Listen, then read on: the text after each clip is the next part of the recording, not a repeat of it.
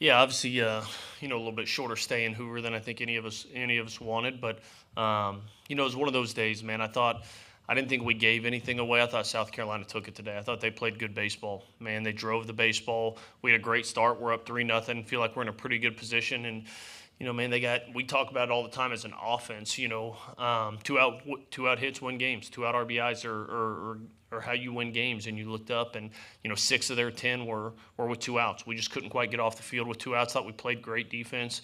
And then obviously they went to Veach, and that's just that's an irregular pitch. It's a pitch that you try to take it, and it's a strike, and then you try to move on it, and man, it's 20 miles off his heater. It's a good pitch. He did a great job. So obviously not thrilled with the result. But man, South Carolina played good, and you got to tip our cap to them. And now we kind of sit and wait, see what happens. We'll go back and practice and keep preparing, and hope we get a chance to keep playing baseball next week. All right, we'll take questions for Mac and William, please. Let's start in the back right. Maxwell Donaldson, Tuscaloosa News. Just obviously, you have a week till you find out your future, and then, or just under a week. But then after that, you have a few days before you be playing. Just as a player, what's your mindset, knowing you could have like a week and a half plus layoff before your next game, and obviously that next game is the biggest game of the year?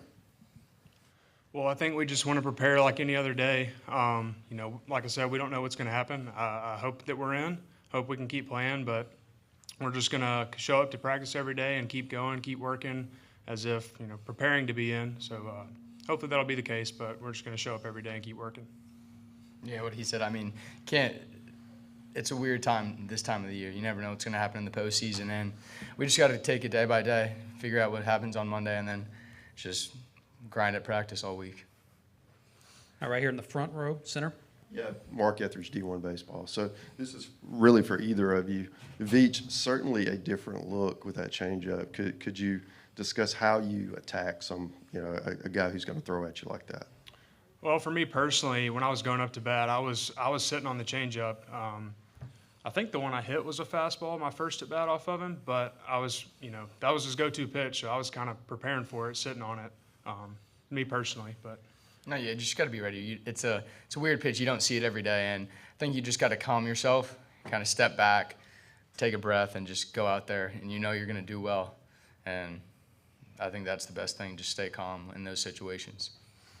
All right, second row on the right. For the players, first year under your head coach, what can you say about the job he's done at Alabama so far this year on the biggest stage at the SEC tournament? He's been awesome. He's awesome about instilling confidence in us as players. I think he does a great job of preparing us to go out there and play and win ball games. He's mentioned this before, but I didn't know if I was going to come back or not this year, and I decided to. And it's been more than I could have hoped for, thanks to Coach Vaughn. No, yeah, Coach Vaughn and the whole coaching staff that came in are awesome. They get us prepared every day at practice, and that's all you can ask for as a player. And I think that him and everyone that came with and JJ that stayed has done a great job all year, and it's just time to wait and just figure out if we can do it one more time with the boys. More questions for the players in the back. Cade Hampton, Tuscaloosa News. Will, you've extended your hitting streak to 10 games now. What's kind of working for you? Well, I don't know how many more games of baseball I have left. I hope it's a bunch. I hope we can get in. But I've just been, showing up every day with a positive attitude and just really more than anything, just trying to have fun and enjoy it. Like I said, I don't know how many more games I have left, but I've just been trying to take it day by day and just be present, live in the moment, and have fun. Any more questions for Mac or William? If not, thank you, gentlemen, for joining us. Weird. Yeah, you guys are.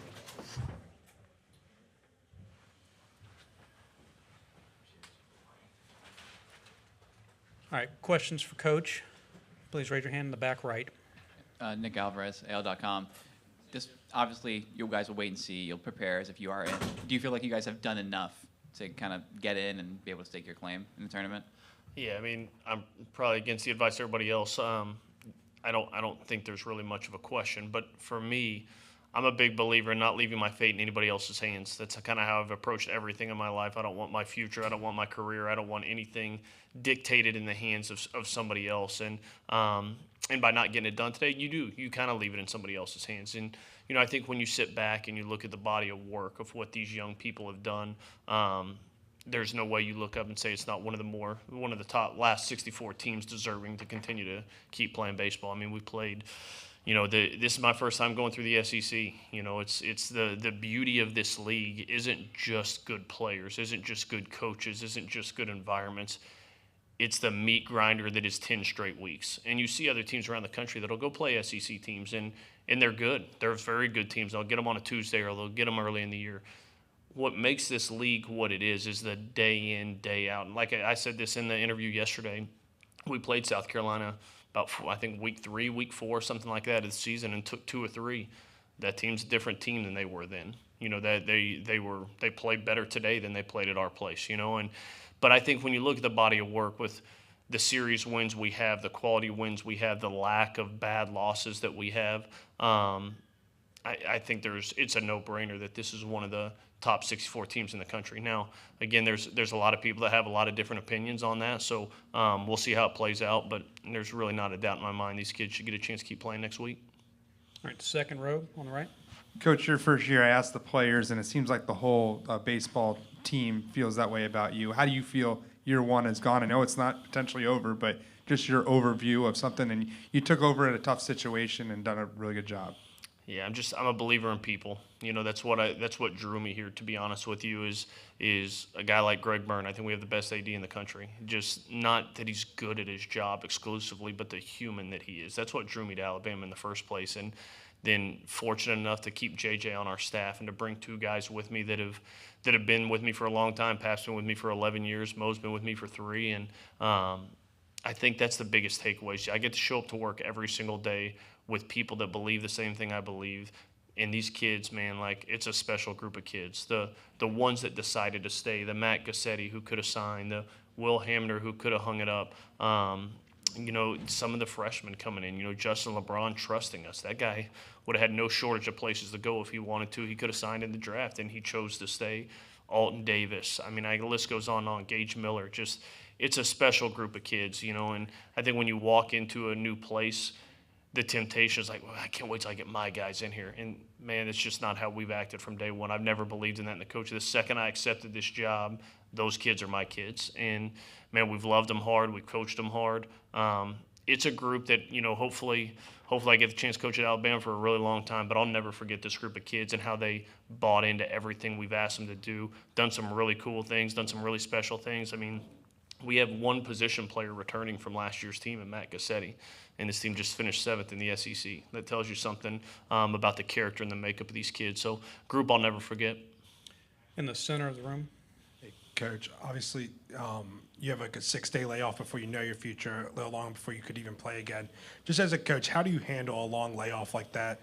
Obviously, you said it's been a meat grinder the last few weeks, but how do you kind of handle that layoff to make sure they're ready come next week? Yeah, I think there's good and bad with that. Obviously, this place is awesome. We win today. It would have been great to kind of pad our resume or whatever you want to call it. But, man, I just want to stay in Hoover a little bit longer. This place is sweet. This tournament, I've waited a long time to get here, and you get the opportunity to play here is pretty awesome. So, it's one of those things where we'll kind of rally back together with the coaching staff and just see where we're at, and try to get a feel for, do these guys need a day to take a breath? Do we need to get right back at it tomorrow? I know, Greg Ferrone threw 100 pitches last Thursday and turned around and competed his tail off for us today.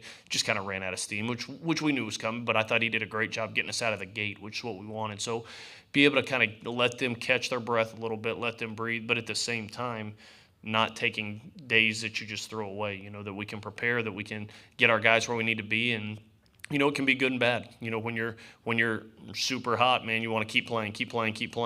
But at the same time, to your point, after a 10-week grind of this, and you come out here and you play an elite team like South Carolina, you're looking up and say, you know what, these guys can breathe for a couple days. We'll keep getting them ready. We'll probably do some live type stuff to keep the eyes working, to keep our pitchers kind of on track, and then wait to see where we're heading on Monday. Let's start front row center. Hey, Rob, the SEC is kind of different this year. You have the teams at the top, and then you have 5 teams at 13 and 17, kind of all bunched together, similar resumes. How do you feel the committee is going to view that? Are they going to reward the strength of schedule, or do you feel they'll look at that conference record and have some concerns? Well, I think if they asked me, I'd be really happy to tell them, take them all, baby, let's go. this league's different, and I didn't understand it till I got here. I really didn't. That's, to be honest with you, that's going to be up for the committee to decide, how they want to look at that.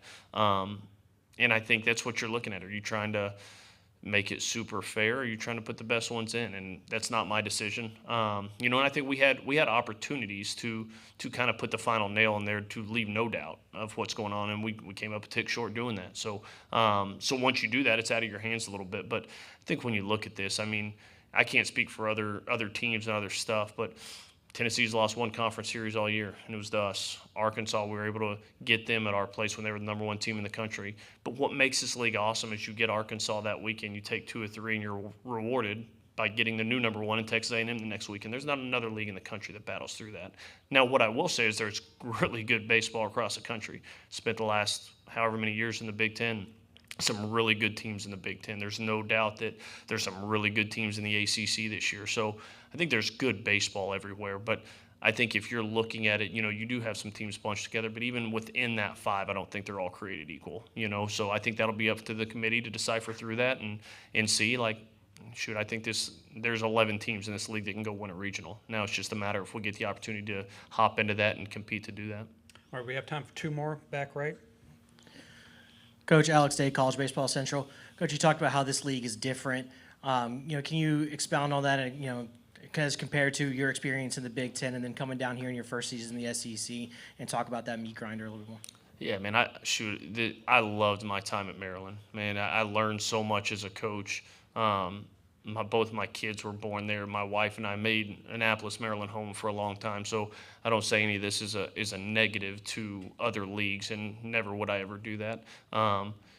But you have that slogan, it just means more. And for the last 11 years, I've been on the other side of it, getting really mad at when people would say that, and then you step into it and you get it a little bit. You get the crowds, you get the environment, you get the investment, you get the support, you get all of those things, and you do see it. Like, it does mean more to people when you come down here you have a ton of just college athletics communities. Been in Tuscaloosa for 8 months now, and the one thing I found out really, really quickly is that place revolves around Alabama athletics. I can't go to the grocery store. If we have a tough weekend, people are eyeing me at the grocery store. We have a good weekend, everybody's high-fiving you in the grocery store. And that's what you want. As a competitor playing in that, that's what you want. As a coach competing in that, that's what you want. You want people to care. And that's why I love it. People wear me out on Twitter all the time because we have the wrong color pants on, or because I pinch hit the wrong guy, or because we didn't. But they care, man, and I'll deal with that. I love that, and I've absolutely loved getting to compete against the best of the best, and I think this group really laid the foundation of what we're building there in Tuscaloosa, and very fortunate to get to coach these kids, and very fortunate to call Tuscaloosa home. All right, last one on the front. Coach, y'all got to face Cole Messina, after a big weekend that he had. I guess for your pitchers and for the staff calling pitches, just how tough is he to get, when he's hitting the way he has this past week or so? Yeah, and the hard thing with Cole, man, it's one of my favorite kids in the league, man. His demeanor's awesome. Like, he's a competitor. He does a great job behind the plate. But, man, he's a likable kid. I didn't like him much today, obviously, but likable kid. And, the hard thing with a guy like Cole is the way you get him out is the same way that he does a lot of damage. Like, you can get him on a good breaking ball, but if that breaking ball stays up, he's going to hammer it, and you kind of saw that against Davis there in those middle innings. We had first base open, and, he's got 2 strikes, and it was kind of like, hey, bury everything. Let's, nothing to hit. We're going to kind of pitch around him, for lack of a better term, and that's not a knock on Parker Nolan, because that guy's really good left on left too. But you just kind of take your chances there, and if it's executed down, we might get a chance for him to move on it. But it wasn't. It hung up, and that guy blitzed it into right center, and that was kind of the big gut punch. You got it back close. It's 7-5. You feel pretty good. And then, again, like I said, 6 of their 9 or 6 of their 10 runs were all done with 2 outs. And kind of he put the final stamp on that with that good ball to right center. So, man, he's been in this league a long time. I've watched that guy play from afar from a long time. But, man, it's what's awesome. I say it all the time. In SEC baseball games, I think we could start them all in the 5th inning in a 1-run game and call it good, because that's what it is from the 5th on. Like, who's going to make the mistake? Who's going to get the big hit? Who's going to make the defensive play? What is that going to be?